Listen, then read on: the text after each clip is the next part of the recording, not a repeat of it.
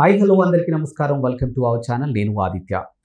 ఏపీలో సార్వత్రిక ఎన్నికల తర్వాత టీడీపీ అలాగే కూటమి ఎంత మెజారిటీతో గెలిచిందో మన అందరికీ తెలిసిందే. సో అది అయిపోయిన తర్వాతకి ఇప్పుడు అక్కడ నామినేటెడ్ పోస్టులు అనేవి ఒక టాపిక్ అయితే తెర మీదకి వచ్చింది. సో మరి ఈ నామినేటెడ్ పోస్టుల కోసం చాలామంది రెడీగానే ఉన్నారని చెప్పొచ్చు. సో మరి మొత్తానికైతే చంద్రబాబు నాయుడు గారు అంటే ఒక భక్తుడికి మాత్రం ఆ పోస్ట్ ఇవ్వబోతున్నారని ఒక వార్త అయితే ఇప్పుడు నెట్టింట చక్కర్లు కొడుతుంది.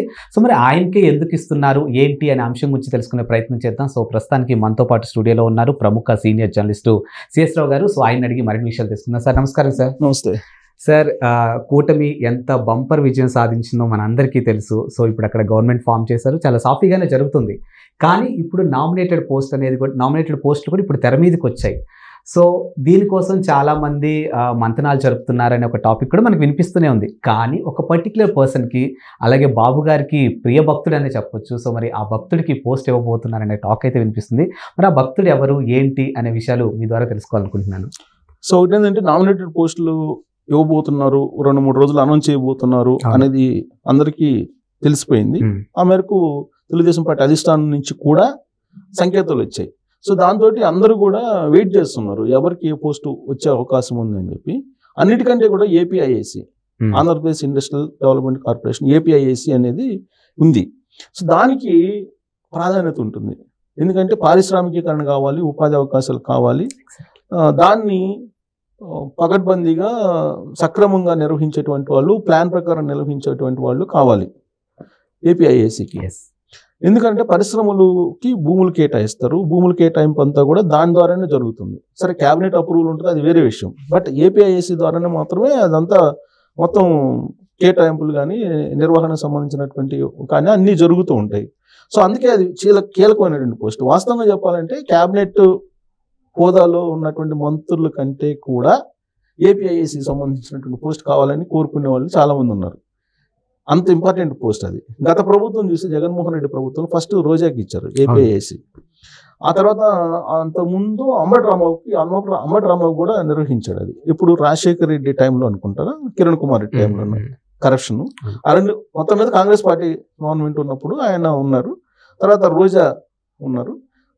తర్వాత అన్ని ఇంపార్టెంట్ అంటే వీర భక్తులకి, కోటరీలో ఉండేటువంటి వాళ్ళకి ఈ పదవిని ఇస్తూ ఉంటారు ఏపీఐఏసి అనేటువంటిది. సో ఇప్పుడు చంద్రబాబు నాయుడు అధికారంలో ఉన్నారు, చంద్రబాబు నాయుడు ప్రభుత్వం వచ్చింది.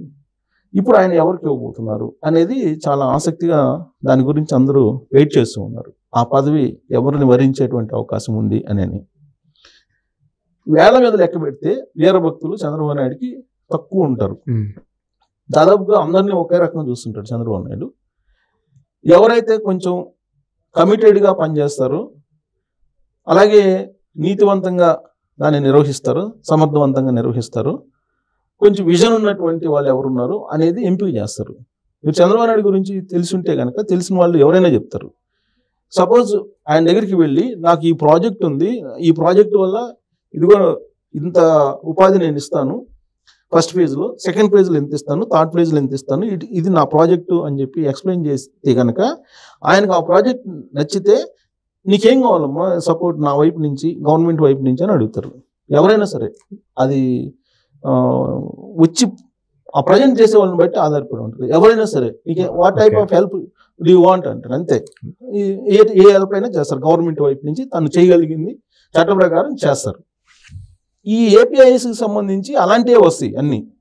ఎందుకంటే ఎవరు వచ్చినా కానీ అక్కడికి కార్పొరేట్ల దగ్గర నుంచి సూక్ష్మ మధ్య తరహా పరిశ్రమలు ఏర్పాటు చేసుకునేటువంటి వాళ్ళ దగ్గరికి అందరూ వస్తారు. అక్కడికి వచ్చినప్పుడు ఎవరెవరు ఎంత ఉపాధి ఇస్తారు, ఎంత ఉపాధి ఇవ్వగలరు, ఆ కంపెనీ ప్రొఫైల్ ఏంటి, ఇవన్నీ అబ్జర్వ్ చేసి జెన్యూన్ కంపెనీని రాబట్టి ఇప్పుడు తెలుగుదేశం పార్టీ మేనిఫెస్టోలో ఏం చెప్పింది, 20 లక్షల ఉద్యోగాలు ఇస్తామని చెప్పింది. అంటే సంవత్సరానికి 4 లక్షలు ఇవ్వాలి, 5 సంవత్సరాలకి 20 లక్షల ఉద్యోగాలు ఇవ్వాలి. 20 లక్షల ఉద్యోగాలు ఇవ్వకపోతే రెడీగా ఉన్నారు జగన్మోహన్ రెడ్డి విమర్శించడానికి. ఇప్పటికే స్టార్ట్ చేశారు. ఎలా ఇస్తారు 4 లక్షల ఉద్యోగాలు, ఒకవేళ 4 లక్షల ఉద్యోగాలు ఇవ్వకపోతే మీరు నిరుద్యోగ వృత్తి ఎప్పటి నుంచి ఇస్తారు, ఇదే మాట్లాడుతున్నారు కదా ఈ మధ్యకాలంలో. అలాగే ఫీజు రియంబర్స్మెంట్ గురించి మాట్లాడుతున్నారు. సో కాబట్టి ఇప్పుడున్నటువంటి పరిస్థితుల్లో ఖచ్చితంగా ఇచ్చినటువంటి హామీలు ఏవైతే ఉన్నాయో వాటిని నెరవేర్చాలనేది చంద్రబాబు నాయుడు ప్రతిరోజు దాని గురించి సమీక్ష చేస్తున్నారు. ఈ హామీలన్నీ నెరవేర్చడం ఎలా అనే భయం కూడా వేస్తుంది అనేది కూడా ఒక సందర్భంలో ఆయన కామెంట్ చేశారు. అందుకే ఇలాంటి కీలకమైనటువంటి పోస్ట్ని సమర్థవంతమైనటువంటి నాయకుడికి, నమ్మకమైనటువంటి నాయకుడికి, అలాగే పార్టీకి కూడా ఉపయోగపడేటువంటి వాళ్ళకి పార్టీ ఎంతకంత లాభపడాలి ఆ పదవి ద్వారా, పదవి నిర్వహించేటువంటి వాళ్ళ ద్వారా. అల్టిమేట్గా అదే కదా, మళ్ళీ 2029కి వెళ్ళాలి, 2029 ఎలక్షన్కి వెళ్ళాలి, అదే టార్గెట్ కదా.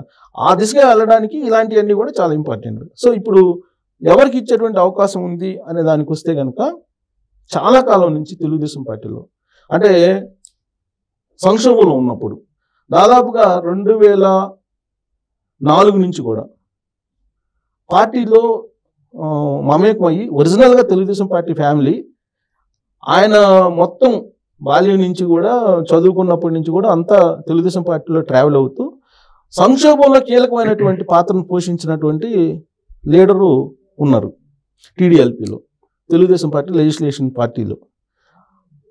అసెంబ్లీలో, ఉమ్మడి ఆంధ్రప్రదేశ్లో ఉండేటువంటి అసెంబ్లీలో కానీ, లేదా విడిపోయినటువంటి ఆంధ్రప్రదేశ్లో అధికారంలో ఉన్నప్పుడు లేనప్పుడు కూడా ఎలాంటి స్ట్రాటజీతోటి వెళ్ళాలి అనే దాన్ని సభ్యులకి దిశానిర్దేశం చేయటంలో కానీ, గైడెన్స్ ఇవ్వటంలో కానీ కీలకమైనటువంటి పాత్ర పోషించినటువంటి లీడరు చంద్రబాబు నాయుడు పక్కనే ఉంటాడు. ఆయన అందరికీ తెలుసు తెలుగుదేశం పార్టీ వాళ్ళు. నేను ఆ పేరు చెప్తాను. ఆయన అందరికీ తెలిసినటువంటి లీడరే. ఆయన 2004లో తెలుగుదేశం పార్టీ అధికారం కోల్పోయింది. 2004 నుంచి 2009, 2009లో కూడా అధికారం కోల్పోయింది. 2014లో రాష్ట్రం విడిపోయింది. 2014లో తెలుగుదేశం పార్టీ వచ్చింది. సో 2004 నుంచి 2014 వరకు ప్రతిపక్షంలోనే ఉన్నారు. సో అప్పుడు యునైటెడ్ ఆంధ్రప్రదేశ్ అప్పుడు అసెంబ్లీలో ఎలాంటి వ్యూహంతో వెళ్ళాలి, అధికార పక్షం ప్రజా వ్యతిరేక కార్యక్రమాలు తీసుకున్నప్పుడు ఏ విధంగా వ్యవహరించాలి, వీటన్నిటి మీద డాక్యుమెంట్స్ని ఊరికే ఓరల్గా చెప్పచ్చు ఎవరైనా. కానీ మనం అసెంబ్లీకి వెళ్ళిన తర్వాత ఓరల్గా మనం ఏది మాట్లాడినా కానీ దానికి ఎవిడెన్స్ చూపిస్తే కనుక ఇంక శానిటీ పెరుగుతుంది, ప్రజల్లోకి వెళ్తుంది వాయిస్. అలాంటి డాక్యుమెంట్ ఎవిడెన్స్ని సపోర్ట్గా ఇచ్చి సభ్యులకి అందజేసి ఎప్పటికప్పుడు తెలుగుదేశం పార్టీని ముందుకి తీసుకెళ్ళడానికి అసెంబ్లీలో, అలాగే ప్రజల్లోకి బలంగా వెళ్ళడానికి ఉపయోగపడినటువంటి లీడర్ ఆయన. అంతకుముందు సెంట్రల్ గవర్నమెంట్, అంతకుముందు 2004 వరకు కూడా ఎన్డీఏలో ఉన్నాం. అప్పుడు 96 నుంచి ఎన్డీఏలో ఉన్నారు తెలుగుదేశం పార్టీ. సో 99 నెక్స్ట్ ఎలక్షన్కి వెళ్తే 99లో కూడా ఎన్డీఏ, అప్పుడు ఉన్నట్టు ఆంధ్రప్రదేశ్లో ఎన్డీఏ ఉంది, కేంద్రంలో కూడా ఎన్డీఏలో ఉంది. అప్పుడు వడ్డే శోభనాథేశ్వరరావు దగ్గర పనిచేశాడు ఆయన. వడ్డే శోభనాథేశ్వరరావు గారి గురించి చెప్పాలని అంటే, ఇప్పుడున్నటువంటి నైతికత లేకుండా ఉన్నటువంటి చాలామంది లీడర్లు ఆయన దగ్గర నుంచి లెసన్ నేర్చుకోవాలి. అంటే అంత నీతివంతమైనటువంటి రాజకీయాలు చేసినటువంటి వడ్డే శోభనాథేశ్వరరావు గారు. అంటే ఈ తరం తీసుకుంటే, అంతకుముందు రంగా గారు కాకుండా ఇప్పుడు ఈ తరం కొంచెం తెలుసుకున్న, అందరికి తెలిసినటువంటి లీడరు వడ్డే శోభనాథేశ్వరరావు గారు. ఆయన ఎంత నీతివంతమైనటువంటి రాజకీయాలు చేశారో అందరికీ తెలుసు. ఆయన దగ్గర శిష్యరికం చేసి ఈ మొత్తం పొలిటికల్కి సంబంధించినటువంటి అంశాలు, లెజిస్లేషన్కి సంబంధించిన అంశాలు నేర్చుకున్నటువంటి లీడరు ఆయన. ఆ తర్వాత చంద్రబాబు నాయుడు దగ్గర రాష్ట్రానికి వచ్చారు. అప్పుడేమో ఢిల్లీలో ఉన్నారు, ఇప్పుడే రాష్ట్రానికి వచ్చారు. అప్పటి నుంచి రాష్ట్రంలో వచ్చి అప్పటి నుంచి పనిచేస్తూ వచ్చారు. రీసెంట్గా జరిగినటువంటి 2024 ఎన్నికల్లో జగన్మోహన్ రెడ్డి దొంగ ఓట్లు భారీగా చేర్చారు అనేది న్యూస్ పుంకాలు వచ్చింది. ఒక్కొక్క కాన్స్టిట్యున్సీలో 20 నుంచి 25 వేల ఓట్లు చేర్చండి అని చెప్పి ఆదేశాలు జారీ చేశాడని చెప్పి అప్పట్లో న్యూస్ విన్నాం. అయితే వాటిని ఎలా అడ్డుకోవాలి అనే దాని మీద ఒక ఎక్సర్సైజ్ చేసి తిరువూరుని ఒక మోడల్గా తీసుకొని, నమూనాగా తీసుకొని, ఆ తిరువూరులో దొంగ ఓట్లు ఎక్కడ చేర్చారు, ఆ దొంగ ఓట్లను ఎట్లా ఎరాడికేట్ చేయాలి అనే దాని మీద ఒక ప్రాజెక్ట్ రిపోర్ట్ లాగా తయారు చేసి ప్రజెంట్ చేస్తే చంద్రబాబు నాయుడుకి, దాన్ని రాష్ట్ర వ్యాప్తంగా ఇంప్లిమెంట్ చేశారు. దాని ఫలితమే వచ్చినటువంటి రిజల్ట్. లేదంటే దొంగ ఓట్లు చేర్చుకొని లోకల్ బాడీ ఎలక్షన్లో ఏ విధంగా చేశారో జగన్మోహన్ రెడ్డి అధికారంలో ఉన్నప్పుడు మనం చూసాం.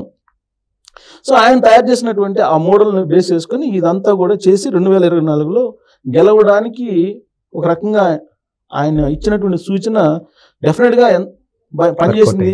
అంటే అనేక అంశాలు పనిచేసి ఉండొచ్చు, ఇది ప్రధానమైన అంశం కింద మనం తీసుకోవచ్చు.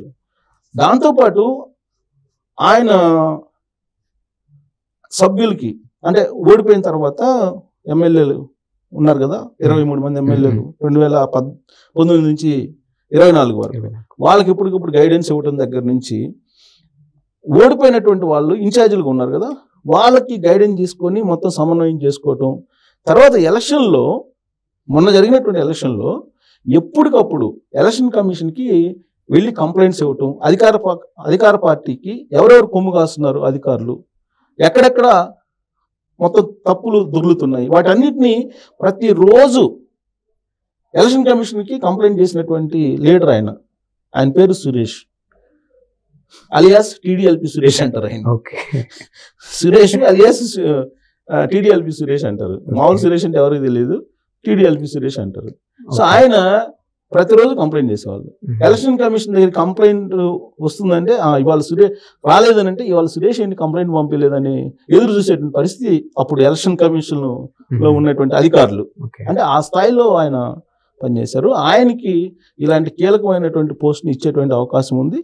ఆయన అనుభవం ఇవన్నీ ఉన్నాయి కాబట్టి రాబోయేటువంటి రోజుల్లో ఈయన ఏదైతే సూపర్ 6 ఇచ్చారో దాంట్లో ఇది ఒక భాగం, 20 లక్షల ఉద్యోగాలు అనేది. సో అది నెరవేరాలంటే ఇలాంటి వాళ్ళకి ఇవ్వబోతున్నారు అనేది ఇప్పుడు పార్టీ వర్గాల్లో జరుగుతున్న చర్చ. పొలిట్ బ్యూరో సమావేశం జరుగుతుంది, దాంట్లో డిసైడ్ అయిన తర్వాత బహుశా నేను అనుకోవటం ఇవాళ పొలిట్ బ్యూరో సమావేశం జరుగుతుంది, దాంట్లో చర్చించిన తర్వాత ఫైనల్ చేసేటువంటి అవకాశం కనిపిస్తుంది. Thank you sir. Thank you.